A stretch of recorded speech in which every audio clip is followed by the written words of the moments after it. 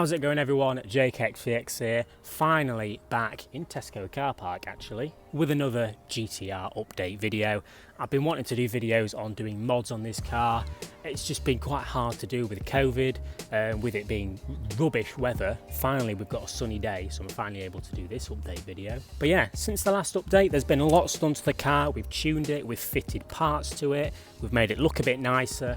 Yeah, so much has been done to it. I don't really know where to get started. Now, I bought this car in January as a Stage 2 GTR. Stage 2 is basically just a Y-pipe and a catback exhaust system. That's it. And that supposedly was running at 600 horsepower, Stage 2. The car is now Stage 4.25. Now, Stage 4.25 is a level that GTR owners get to and then stop, because it's a very good power for your money. 680 horsepower I'm running in now, over 600 wheel horsepower. It was an absolute pain in the backside to get to this point. You'll see why later in this video. So much went wrong.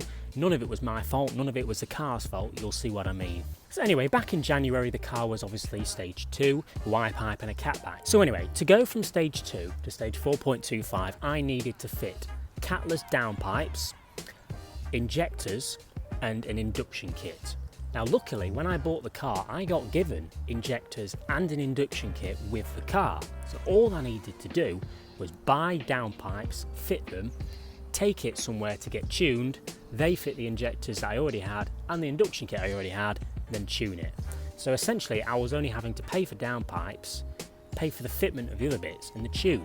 Supposed to be quite cheap. So obviously the first and only step I had to do before I could take it to get tuned was buy downpipes and fit them. So I bought some downpipes, and as you can see on screen, we took the car to a lift and we quite without error actually fitted downpipes to the car. Nothing really went wrong. It was quite difficult to do, but luckily none of the studs broke. If you're a GTR owner, I'm sure you've heard before that the studs on the manifold are really well known for snapping, and that's not what I wanted to happen. Now that meant I was running basically a straight through exhaust with no tune, or at least not the correct tune, and that's not good for it. So from that day when we fit the downpipe, I had to baby the car out of boost until it got tuned.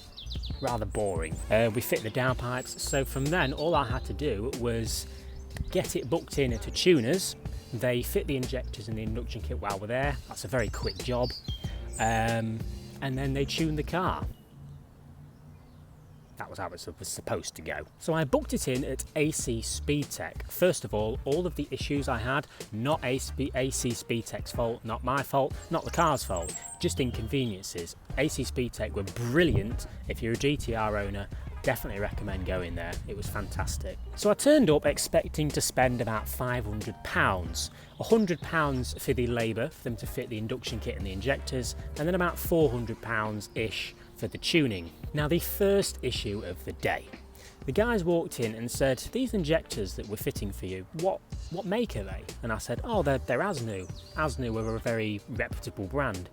And they went, no, they're not. And I'm like, oh, well, that's what it says on the box. That's what I got given from the guy I bought the car off. And they were, no, it wasn't. So the injectors I got given from the guy that I bought it off weren't what they said in the box, and they just basically weren't safe to use. So I had to buy injectors from them on the spot, which was £600. That's already £600 more than I wanted to spend. So I'm thinking, right, I've just spent an extra £600 now. Can't really get much worse, can it? Another half an hour goes by, they fit the injectors, and then they come to the induction kit. Now they came in and said, the air filters that go on the end of this induction kit, yours are made out of metal, which isn't a problem, but to fit metal ones, we need to take the front bumper off because we can't squeeze them in, they're not rubber. Now that's going to be an extra few hours labour to get the front bumper off. And I'm like, a few hours labour is going to be an extra few £100. Luckily, they did have air filters there, which are, I say air filters, intakes, sorry, not air filters, intakes. They had intakes there which were only £70. £70 is cheaper than £100 labour to fit mine. Does that make sense? So now I'm thinking, right, well I've had to buy their intakes, I've had to buy their injectors, what else can probably go wrong? Well, another 20 minutes go past and they say, you know, the actual pipes themselves, they don't fit. You know, they came in and were like, come here Jake, come have a look at this. And they showed me and it was just a terrible fit. It was absolutely horrific. So to put it short, everything that I got given with the car when I bought it, the injectors and the induction kit, rubbish. They were either a Chinese brand, they were just a terrible fit, and they showed me improved this, and the injectors were just not what they said, so I didn't want to risk using them. Of course, their induction kit is over £300, which obviously I had to buy because the ones I brought didn't fit. Again, that's not anyone's fault. So there I am thinking, right, well, all of the parts I brought to them I can't use because they don't fit. I'll have to spend an extra £900. What else can possibly go wrong? Well, it was about lunchtime then, and after lunchtime they came in and said, one of our guys has just plugged your car in just to see what tune is on it at the moment. There was no tune on it. Then that means two things. One, it doesn't have an Ecotec licence, that's another £300, and two, all this time the car has been stock 480 horsepower.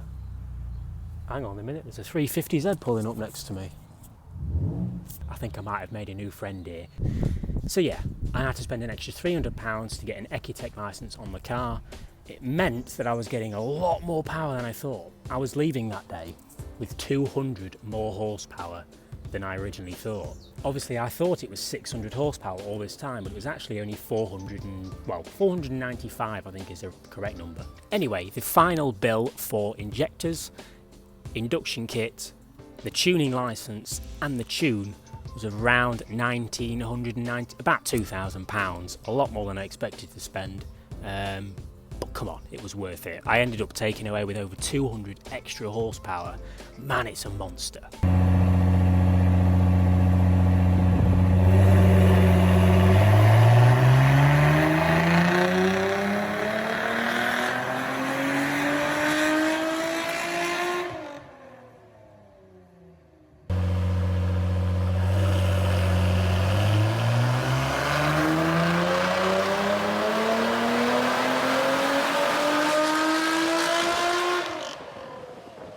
So what I'm going to do now is I'm going to show you the switchable maps that it's got, which are quite interesting, and then I'm going to drive around a bit, get some pulls. I'm just going to show you some clips of the car now, really. Stage 4.25, 680 horsepower. Now there are 4 switchable maps in the car. All I have to do is hold the cancel button down, and then the speedometer then switches from 1, 2, 3 and 4. That is map 1, map 2, map 3, map 4, obviously. Now there's a secret map for valet mode. I'm not going to tell you how to do that. So basically map 1, as you can see, 99, 99, 97 and 95. These are different maps for the type of fuel that I have in the car.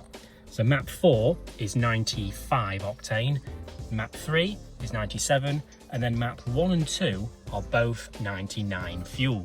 Now the reason there's 2 maps for the 99 fuel is because map number 2, 99 octane, is pop and bangs. Now I'm going to leave a few clips right now with the pop and bang tune. I've got a few phone clips and a few clips of drive-bys of the pops and bangs, basically flames.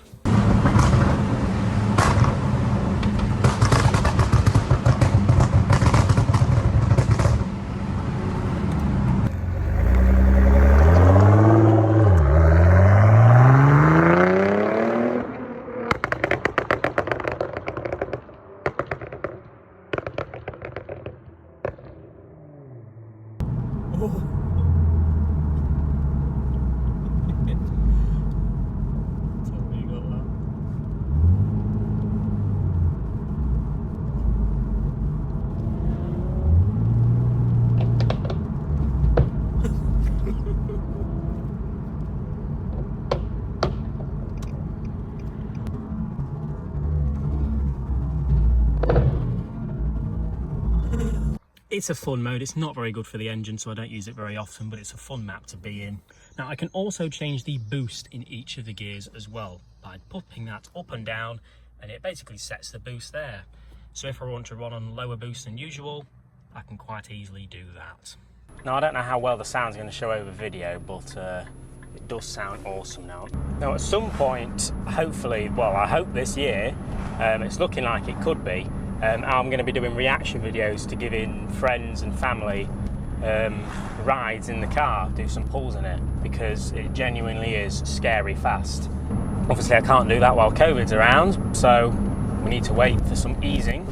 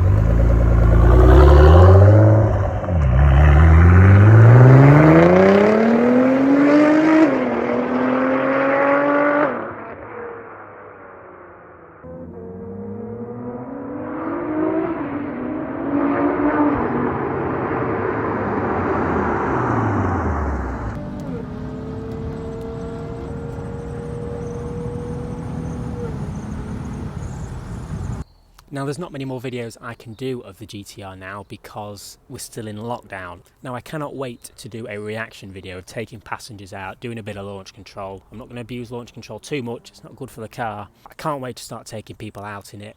If you know me in person or you think I'll just recognise your name, I'll probably take you out. So send me a message. If you know me personally, send me a message, I'll take you out sometime when we're allowed. This 350's just started up his engine. I hope he boots it. Anyway guys, stay tuned for more Nissan GTR videos.